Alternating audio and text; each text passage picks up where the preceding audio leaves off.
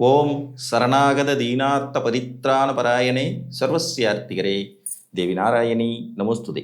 வணக்கம் நேயர்களே, இது மகாலட்சுமி ஜோதிடம் வழங்கும் காலச்சக்கரம். உங்கள் அன்பு ஜோதிடர் ஸ்ரீராம்ஜி பேசுகிறேன். அனைவரும் நலமுடன் இருக்கிறீர்களா? நன்றாகத்தான் இருப்பீர்கள், நன்றாக இருக்க வேண்டும். இன்றைய காணொளியில் நாம் காண இருப்பது சங்கடம் தரும் சனி சூரியன் சேர்க்கை. தலைப்புக்குள்ளே போகிறதுக்கு முன்னாடி, நம்மளுடைய ஆன்லைன் வகுப்புகள் February 8 ஞாயிற்றுக்கிழமை முதல் தொடங்க இருக்கிறது. உயர்நிலை ஜோதிட வகுப்புகள். இது நம்மளோட 10th பேட்ச். விருப்பமுள்ளவர்கள் கீழ்கண்ட வாட்ஸ்அப் எண்ணில் தொடர்பு கொள்ளுங்கள். சண்டே கிளாஸ் இருக்கும். 6 மாதம் கோர்ஸ். சங்கடத்தரும் சனி சூரியன் சேர்க்கை. சில வகை கிரக இணைவுகள் ஜாதகத்தில் இருந்துச்சுன்னா அது ஒரு மாதிரி வாழ்நாள் முழுக்க குடைச்சல் கொடுக்குற மாதிரியான அமைப்புகளை கொடுக்கத்தான் செய்யும். அந்த வகையில் இந்த சனியும் சூரியனும் இணைந்து ஒரே ராசியில் இருக்கிறது அப்படிங்கிறது எப்போதும் தீராத ஒரு தலைவலியை தந்து கொண்டே இருக்கும். ஜோதிட சாஸ்திரத்தில் தகப்பன் மகன் உறவை குறிக்கக்கூடிய கிரகம் தான் சூரியனும் சனியும். சூரியனுடைய மகன் தான் சனி பகவான். பிறந்தது முதலே தாய் தகப்பனால் வெறுக்கப்பட்டு ஒதுக்கப்பட்டு தனிமையில் வாழ்ந்து கடும் தவம் இயற்றி அந்த தாய்க்கும் தகப்பனுக்கும் எந்த நிலையிலையும் நல்லது செய்யக்கூடாதுங்கிற ஒரு வைராக்கியத்தோடு வாழக்கூடிய கிரகம் சனி. நார்மலாகவே ஜாதகத்தில் சனி வலுத்துருச்சுன்னா அப்பா அம்மாவால் எந்த உதவியும் கிடைக்காது. இந்த ஜாதகரும் உதவி செய்கிற நிலைக்கு வரும்போது அப்பா அம்மா இருக்க மாட்டாங்க. மேக்சிமம் இந்த மாதிரி பலன்கள் தான் இருக்கும். அதில் சூரியனுக்கு கடுமையான எதிர்ப்பை தெரிவிக்கக்கூடிய கிரகம் சனி. அதனால தான் சனியும் சூரியனும் ஒரு இடத்துல இணைந்திருந்தாங்கன்னா பலவிதமான சங்கடங்கள் தகப்பன் மகன் உறவுகளில் வரத்தான் செய்கிறது. ஸோ இவங்க இணையாமல் இருக்கிறது ஒரு யோக ஜாதகத்தின் வெளிப்பாடு. ஒருவேளை இவர்கள் இணைந்திருந்தால் எந்த மாதிரியான நெகட்டிவ்ஸ் இருக்கும்னு பார்த்தோம்னா, அப்பாவுக்கும் மகனுக்கும் ஆகாமல் போகும். இது முதல் விதி. தகப்பன் சொல்கிறத மகன் கங்கணம் கட்டிக்கிட்டு கேட்கவே மாட்டான். அதே மாதிரி மகனுக்கு ஒரு நல்லதை செய்யணுங்கிற எண்ணம் தகப்பனுக்கு சுத்தமாக வராமல் போகும். மிலிட்ரி ரூல்ஸ் எல்லாம் பையன் மேலே அப்பா புகுத்த பார்ப்பார். ஒரு குறிப்பிட்ட வயசு வந்த பிறகு அதே ரூல்ஸை பூரா திருப்பி பையன் அப்பா மேலே புகுத்த பார்ப்பான். நார்மலாகவே சனி சூரியன் சேர்க்கை இருக்கிறவங்களுக்கு அப்பா மகன் உறவு மட்டும் நெகட்டிவ் அப்படின்னு சொல்ல முடியாது. அரசாங்க விரோதங்களும் ஏற்படும். அரசு அதிகாரிகள்கிட்ட பகை ஏற்படுறது, அரசு வேலையில் இவங்களுக்கு நிறைய தடைகள் உருவாகிறது. ஒருவேளை அரசு வேலையில் எதுலையாவது இருந்தாங்கன்னா அதில் குற்றம் சுமத்தப்பட்டு பனிஷ்மெண்ட் வாங்கிறது, அதில் சஸ்பெண்ட் ஆகிறது, இந்த மாதிரியான அமைப்பு. இவங்க மேலே குற்ற நடவடிக்கைகள் பாயிறது. ஊரில் எல்லாரும் ஹெல்மெட் போடாமல் பாதி பேருக்கு மேலே வண்டி ஓட்டுவாங்க. ஆனால் இவங்க மட்டும் பார்த்தீங்கன்னா கரெக்டாக பிடி விடுவாங்க. வண்டிக்கு முன்னாடி தான் ஹெல்மெட் வச்சுக்கிட்டு போயிட்டு இருப்பாங்க, குறுக்க நிறுத்திடுவாங்க. அரசு தண்டனை எப்போ வேணும்னாலும் நிகழும் அப்படிங்கிறது மாதிரியான ஒரு அமைப்பு சனி சூரியன் சேர்க்கை இருக்கும்போது நம்ம கவனத்துடன் இருக்கணும். இன்கம் டேக்ஸ் சம்மந்தப்பட்ட விவகாரங்கள், கவர்மெண்ட் சார்ந்த விஷயங்கள், அரசு அதிகாரிகளிடத்திலான பழக்க வழக்கங்கள், அரசாங்கம் சார்ந்து உங்களுக்கு நிகழ வேண்டிய செயல்பாடுகள், இதெல்லாத்துலேயுமே நீங்கள் கொஞ்சம் முன்னெச்சரிக்கையுடனும் மற்றவர்களை விட விழிப்புணர்வுடன் செயல்பட வேண்டியது அவசியம். அதே மாதிரி தகப்பனாதி வர்க்க உறவுகள்கிட்ட கண்டிப்பாக ஒரு பிரச்சனை வரும். பெரியப்பா, சித்தப்பா, இந்த மாதிரி அமைப்பு. சூரியனும் சனியும் சேர்ந்து இருக்கிற நிறைய பேருக்கு மாமனாரோட உறவு ரொம்ப கசந்துடும். மாமனார் உறவு நிலை பெரும் தகராறு, கைகலப்பு வரைக்கும் கொண்டுட்டு போய் விடக்கூடிய நிறைய ஜாதகங்களை பார்க்க முடியும். இங்கே அப்பா இல்லைங்கிற போது மாற்று தகப்பன்கிற முறையில் அவர் ஒருவர். அப்போ அப்பா மகன் உறவு மட்டும் பாதிக்காது, சரி பெரியப்பா சித்தப்பா உறவு மட்டும் பாதிக்காது, மாமனாரின் உறவு நிலையும் பாதிக்கும். அதே மாதிரி பார்த்தீங்கன்னா மேலதிகாரிகளுக்கு இவங்க நல்ல பேரை எடுக்கவே முடியாது. சனியும் சூரியனும் உங்கள் ஜாதகத்தில் சேர்ந்துட்டு இருக்கு அப்படின்னா நீங்கள் என்னதான் ஹார்ட் ஒர்க் பண்ணாலும் உங்களுக்கு மேலே இருக்கிற அதிகாரிகள் உங்களை பாராட்டவே மாட்டாங்க. எப்படா கட்டம் கட்டி இவனை காலி பண்ணுவோன்னே நினச்சிக்கிட்டே இருப்பாங்க. அதனால இதுலையுமே நம்ம ரொம்ப எச்சரிக்கையாக இருக்கணும். இதில் இந்த இணைவுங்கிறது தான் இருக்கிறதுலே மோசம். 2 பேரும் ஒரே வீட்டில் இருந்து, சனியும் சூரியனும் ஒரே வீட்டில் இருந்து 5 டிகிரிக்குள்ளே இணைஞ்சிருக்கிறாங்க அப்படிங்கிறது கடுமையான விளைவுகளை தரக்கூடியது. இதில் விதிவிலக்குகள் என்ன அப்படிங்கிறத பார்த்தோம்னா, இவங்க ஒரே வீட்டுக்குள்ளே இருந்தாலும் ஒரு 10 டிகிரிக்கு மேலே தள்ளி இருந்தாங்கன்னா அவ்வளோ பெரிய பாதிப்பு இருக்காது. இருக்கும் பாதிப்பு, ஆனால் பெரும் அளவில் பாதிப்புகள் குறைக்கப்பட்டு விடும். இப்போ ஒரு உதாரணமாக, இப்போ சிம்மத்திலேயே சூரியன் இருக்காரு, சிம்மத்திலேயே சனியும் இருக்காரு. இதில் சிம்மத்தில் சனி பகவான் மகம் நட்சத்திரம் 1ஆம் பாதத்தில் இருக்காரு. அதே சூரிய பகவான் பார்த்தீங்கன்னா பூர நட்சத்திரம் 1ஆம் பாதத்தில் இருக்காரு. 13 டிகிரி விலகின நிலையில் இருக்கிறாங்க.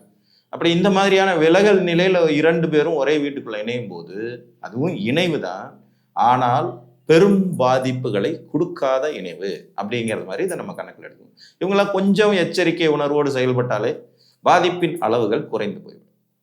இணைவுக்கு அடுத்த நிலையா பாதிப்பு தர்றது ஒருத்தர் பார்த்துக்கிறது. சமசப்தமா 2 பேரும் பார்த்துக்கிறது ஒரு பெரிய பஞ்சாயத்து. இணைவுங்கிறது 100% நெகட்டிவை கொடுக்கும்னா பார்வைங்கிறது 50% நெகட்டிவை கொடுக்கக்கூடியது. ஏன்னா சூரியன் எப்பவுமே வலுவானவருங்கிற போது அவருக்கு நேர் 7ஆம் வீட்டுக்கு சனி போறான்னா ஆட்டோமேட்டிக்கா வக்ரகதி வேற ஆயிடுவார். அப்ப வக்ரகதியில சனி பகவான் சூரியனை திருப்பி பார்க்கறதும் சூரியன் சனியை பார்க்கறதும் அங்கேயும் கிரக யுத்தம் மாதிரிதான். அப்பா மகனும் நீயா நானா போட்டி, இந்த சொத்து மேல கேஸ் போடுறது, அப்பாவையே கோர்ட்டுக்கு இழுத்துறது, மகனையே கோர்ட்டுக்கு இழுத்துறது, இந்த மாதிரியான பஞ்சாயத்தெல்லாம் நடக்கிறது இந்த சனி சூரியன் நேரடி பார்வையில் வரக்கூடியது. ஸோ இது ஒரு மாதிரி பாதிப்பை உருவாகும். அதற்கு அடுத்தபடியாக பார்த்தீங்கன்னா அரசாங்கத்தையே எதிர்த்து கேஸ் போடுறதுங்கிறது எல்லாமே இந்த சனி சூரியன் பார்வையில் வரக்கூடியதுதான். கவர்மெண்ட்டை எதிர்த்துக்கிட்டு கேஸு போடுறது, அவங்க கூட போய் பஞ்சாயத்து பண்ணிக்கிட்டே இருக்கிறது, கவர்மெண்டோட ஒத்து போக முடியாத சூழ்நிலைகள் போயிடுறது, சட்ட திட்டங்களை மதிக்க முடியாதுன்னு வீம்புக்கு என்னத்தையாவது பண்ணிக்கிட்டே இருக்குது.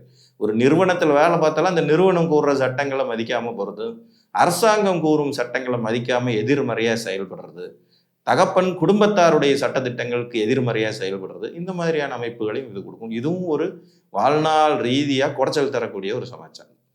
அதற்கு அடுத்தபடியாக பார்த்தீங்கன்னா சனி மட்டும் சூரியனை பார்க்குறது. இதில் சூரியன் சனியோட சம்மந்தமே பட மாட்டார். ஆனால் சனி மட்டும் சூரியனை பார்க்குற சில விதிகள் ஏற்படும். உதாரணமாக சனி பகவானுக்கு 3ஆம் பார்வையும் 10ஆம் பார்வையும் 2 விசேஷ பார்வைகள் உண்டு. 7ஆம் இடத்துல இருந்தால் பரஸ்பரம் ஒருத்தர் பார்த்துருவாங்க. இப்போ சிம்மத்தில் சூரியன் இருக்காரு, மிதுனத்தில் சனி இருக்காருன்னா 3ஆம் பார்வையாக சனி சூரியனை பார்த்துட்டு இருக்கிறார் அப்படிங்கிறது ஒரு அர்த்தம். அதே மாதிரி விருச்சிகத்தில் சனி உட்கார்ந்துட்டு இருந்தாருன்னா 10ஆம் பார்வையாக சூரியனை பார்த்துக்கிட்டு இருக்காரு அப்படின்னு அர்த்தம். ஸோ இதுவும் ஒரு மாதிரி சங்கடம். ஆனால் இணைவு 100% சிக்கல், பார்வை ஒருத்தருக்கு ஒருத்தர் பார்த்துக்கிறது 50% சிக்கல்னா இந்த சனி மட்டும் சூரியனை பார்க்கறதுங்கிறது வெறும் 25% நெகட்டிவ் தான். இதை சில நிலைகளில் இருக்கிறதே தெரியாத மாதிரி கடந்து சமாளிச்சுட்டு போயிடலாம். பட் இதில் இருக்கிற இன்னொரு சூட்சுமமான விஷயம், இவர்கள் இருவருக்கும் இடையில யாராவது ஒரு மத்தியஸ்தர் கிரகமான சுக்கிரனோ குருவோ வந்துட்டாங்கன்னா அந்த அளவுக்கு பாதிப்புகள் இருக்கிறது இல்லை. இதில் நார்மலாக பார்த்தீங்கன்னா சூரியனோட இணைந்தே பயனற்றக்கூடிய புதனுக்கும் சுக்கிரனுக்கும் ஒரு சான்ஸ் அதிகமாகவே இருக்கும். இப்போ சனி சமசப்தமாக பார்த்துட்டு இருக்கிற நேரத்தில் சூரியனை சாந்தப்படுத்துகிற மாதிரி புதனும் சுக்கிரனும் கூட இருந்துட்டாலும் இந்த சனி சூரியன் பாதிப்பினால ஏற்படுற சிக்கல் குறைஞ்சு போயிடும். அதே மாதிரி சூரியனோடு சுக்கிரன் சேர்ந்திருக்க சனியும் கூட சேர்றாருனாலும் பெரிய பாதிப்பு இருக்காது.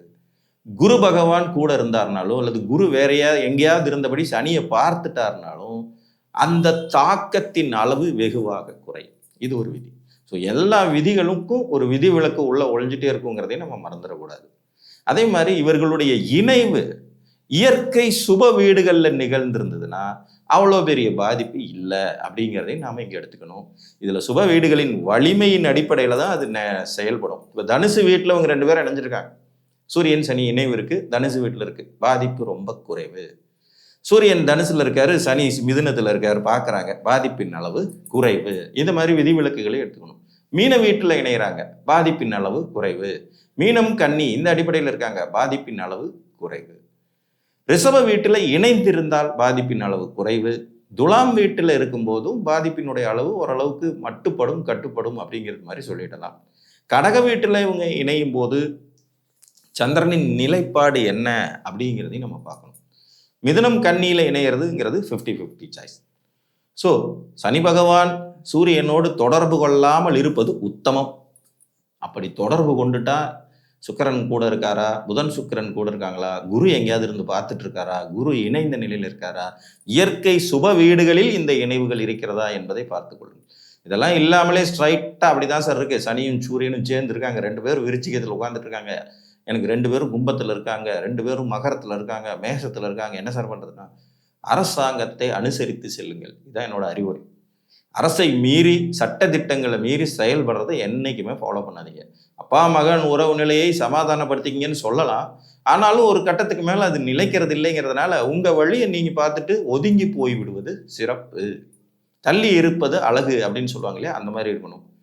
வயதில் மூத்தவர்கள், மேலதிகாரிகள், மாமனார் உறவு, சித்தப்பா பெரியப்பா உறவு, அதிகாரத்தில் இருக்கிறவங்க, அரசியல்வாதிகளை பகைச்சிருவாங்க நிறைய பேர். சனி சூரியன் சேர்க்கை இருக்கிறவங்க அரசியல்வாதிகிட்ட போய் வீம்பா பேசி பெரிய தகராறு பண்ணி அது கடைசி வரைக்கும் வஞ்சம் வச்சு பழி வாங்குற மாதிரியான அமைப்புகள் எல்லாம் நடக்கும்.